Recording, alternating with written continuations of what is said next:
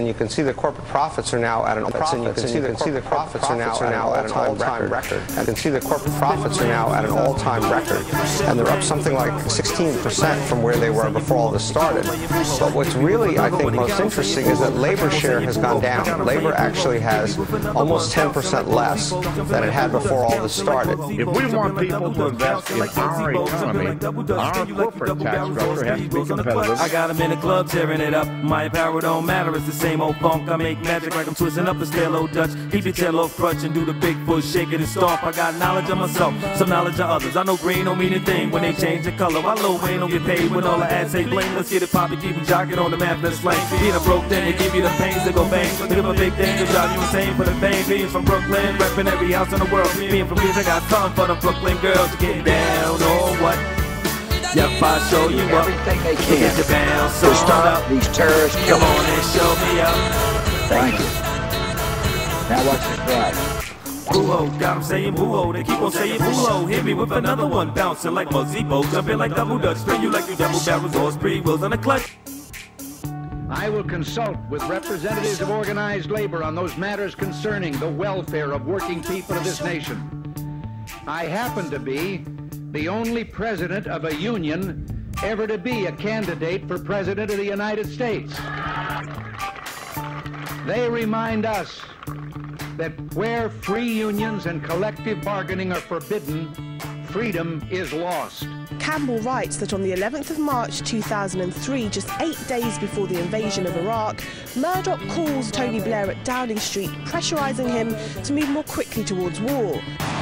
Rupert Murdoch has gotten a vote of confidence from News Corp's second largest investor. Earlier this week, Murdoch and his son James were questioned by British lawmakers about the phone hacking scandal, but Saudi Prince Al-Waleed said he is both supportive and confident in the leadership of both men. The News Corporation today announced that it has reached an agreement to buy a 9% stake in Rotana Group, the Middle East media group, which is owned by His Royal Highness Prince Al-Waleed bin Talal. News Corporation will acquire newly issued shares in Rotana for $70 million. His name is Prince Al-Waleed bin Talal. In the media, he presents himself as a bridge between East and West. His kingdom holding company resides in this tower, by far the tallest building of Riyadh. The prince is the 5th richest man on earth. Right. The big he's benefiting. He did get a 70. Money? He did get a. This company got a $70 million economy. So I wanted to finish the thought here. For one break, we have to hit live.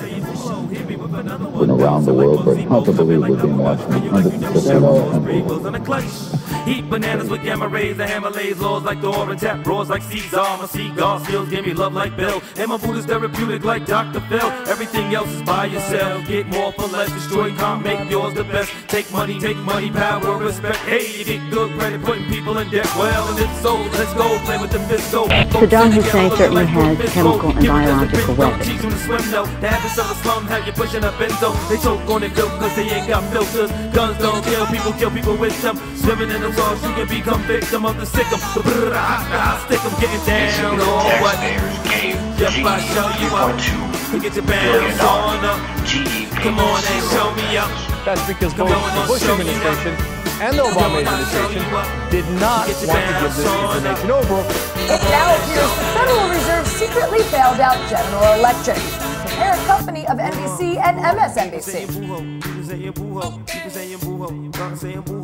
When you hate it, you say boo. When you love it, it's that hip-hop drug, you say ho. That's my slogan, so you know what I got. The character of natural personality. Welcome to my show. When you hate it, you hate it. When you love it, you love it. Back in 2006, before any of this crisis began, they had $6.8 trillion in assets, okay? Well, after the great crash, they must have less, right? Of course not. They actually have significantly more. They have $9.5 trillion in assets today. That's a 39% increase. This crash that they started, that they caused, didn't hurt them at all. It wound up helping them. Why? Because they captured the government. Walter Reuther was one of the first major labor leaders to advocate that management and labor shift away from battling over wage and benefit levels to a cooperative effort aimed at sharing in the ownership of the new wealth being produced.